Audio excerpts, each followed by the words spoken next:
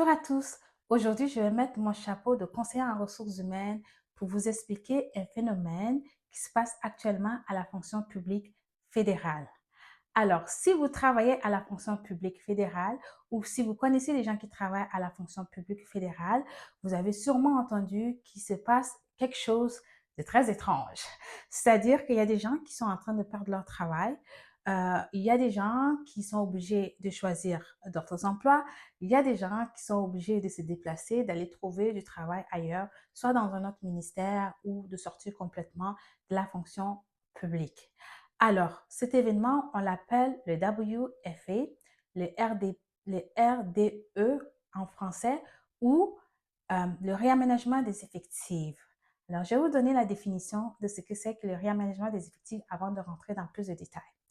Alors, c'est le réaménagement des effectifs, c'est une directive officielle qui encadre la gestion des employés lorsque des postes sont supprimés ou réorganisés. Alors, avant même de rentrer dans le vif du sujet, je vais vous expliquer, vous donner quelques éléments qui peuvent nous guider, nous éclairer sur pourquoi on est arrivé là. Donc, c'est sûr que la première des choses, c'est que l'action publique s'est agrandie. C'est agrandi parce que pendant la pandémie, il y a eu beaucoup de besoins. Donc, il fallait embaucher énormément de gens pour répondre aux besoins. Ce qui a fait en sorte que le budget a explosé et la fonction publique dans son ensemble a explosé. Donc, c'est agrandi, on va dire comme ça. La deuxième chose, c'est que récemment, comment on appelle ça, le syndicat a gagné quand même quelques causes, c'est-à-dire lors des négociations pour l'augmentation des salaires, il y a quelques groupes d'emplois qui ont eu une augmentation salariale. Donc, ces deux éléments ensemble ont fait en sorte qu'il y a eu explosion des budgets de plusieurs ministères, pour ne pas dire l'ensemble de la fonction publique. Donc, avant même qu'on arrive à la décision de faire un réaménagement des effectifs, donc le WFA, on a eu comme solution tout d'abord de limiter les nominations tant à l'interne qu'à l'externe. C'est-à-dire que ben, on ne faisait pas autant de nominations comme avant. Donc, on avait une restriction budgétaire. C'était ça le nom proprement dit là. On avait une restriction budgétaire, ce qui faisait que ça limitait les nominations tant à l'interne qu'à l'externe, c'est-à-dire les promotions, les mouvements à l'interne du département. Au niveau externe aussi, on a limité les embauches des gens de l'externe qui rentrent à la fonction publique. On essayait de répondre aux besoins avec les employés qui sont déjà à l'interne. Et aussi, la deuxième chose qu'on a fait, c'est vraiment de ne pas prolonger euh, ou le moins possible les employés qui sont à durée déterminée, les employés occasionnels, les étudiants. Alors, avant même d'expliquer, oui, ces personnes-là ne sont pas touchées par le réaménagement des effectifs, mais avant de s'attaquer aux employés indéterminés, parce que le réaménagement des effectifs concerne principalement les employés à durée indéterminée. Donc, comment on appelle ça? En limitant le renouvellement des termes des occasionnels et les étudiants, ben c'est sûr que ça aide déjà avec le budget. Donc, maintenant, on tombe dans le WFA. Donc, le WFA, comme j'ai dit, c'est la suppression ou la réorganisation d'un département. Dans la plupart du cas, c'est la suppression des postes.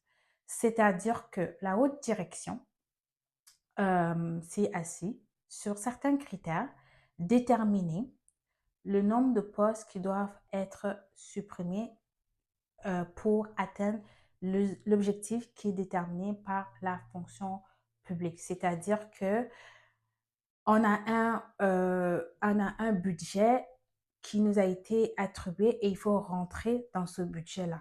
Donc, pour rentrer dans ce budget-là, il faut couper des postes, malheureusement.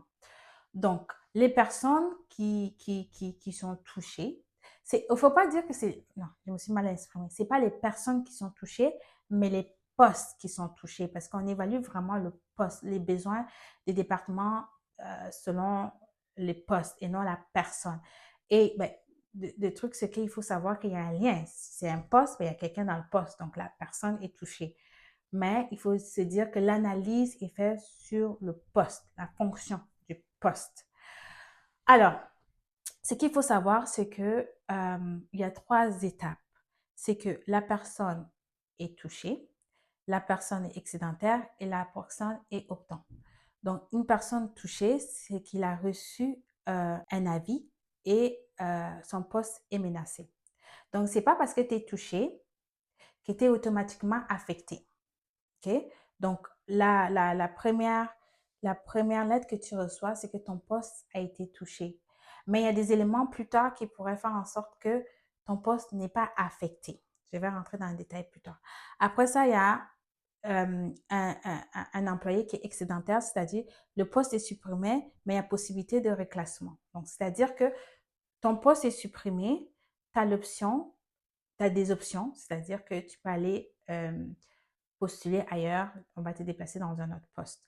Il y a l'employé qui est optant, c'est-à-dire qui fait le choix volontaire de quitter avec indemnité. Donc, si on commence par les employés optants, donc ceux qui quittent volontairement la fonction publique. Donc, ça, c'est la première chose qu'on veut faire. C'est voir avec les employés de la fonction publique qui volontairement veulent partir, c'est-à-dire ceux qui sont proches de la retraite ou ceux qui ont déjà dépassé leur âge de retraite. Si eux décident volontairement de partir, ben, ça fait en sorte que il y a moins, on va réévaluer la situation des personnes qui sont touchées. Je prends un exemple simple. Par exemple, si dans un département, on doit couper un poste, OK, et qu'il y a 2 personnes qui sont touchées, et que parmi les 2 personnes, il y a une personne qui décide de quitter volontairement, c'est-à-dire soit prendre la retraite anticipée ou prendre sa retraite, ou peu importe, décider de quitter la fonction publique, ça fait en sorte que ben, la deuxième personne qui a été touchée va rester. On n'a pas besoin qu'il soit affecté parce qu'il y a une personne qui a décidé volontairement de partir. Donc ça, c'est la première étape qu'on encourage fortement pour qu'on puisse permettre à ceux qui veulent rester à la fonction publique d'y rester parce qu'il y a des gens qui ont volontairement quitté. Donc ça réduit. Maintenant, il y a comment on appelle ça, le fonctionnaire qui est touché. Donc, le fonctionnaire qui est touché, euh, lorsque finalement il n'y a pas des gens qui ont quitté volontairement, ben, il va être affecté. Donc, la deuxième partie, c'est que vraiment là, il est affecté, son poste est affecté et il a des options. Donc, la première des choses, c'est qu'il a 12 mois pour trouver un offre d'emploi raisonnable dans la fonction publique.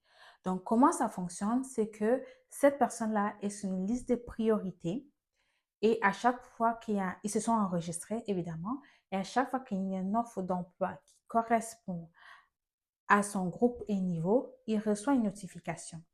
Et de cette notification-là, il va aller commencer la procédure pour être considéré et faire les entrevues ou tout ce qui est nécessaire pour qu'il puisse être nommé pour le poste. Ça, c'est la première des choses. La deuxième des choses, l'option 2, la personne démissionne. Voilà. La personne démissionne et reçoit un montant forfaitaire qui est calculé par rapport au nombre d'années de service, etc. La personne démissionne. La troisième option, donc dans la troisième option, il y a 2 options. Donc, la personne démissionne et reçoit un montant forfaitaire, une indemnité, excusez-moi, d'études pour étudier dans un établissement reconnu, que c'est la première option de truc.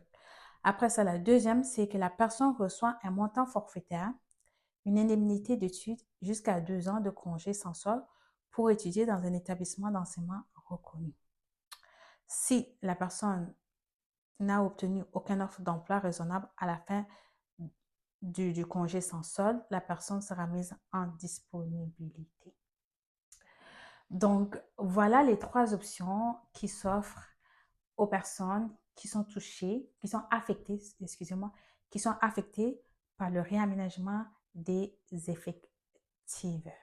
Alors, je sais que il y a un phénomène semblable qui se passe à la fonction publique provinciale.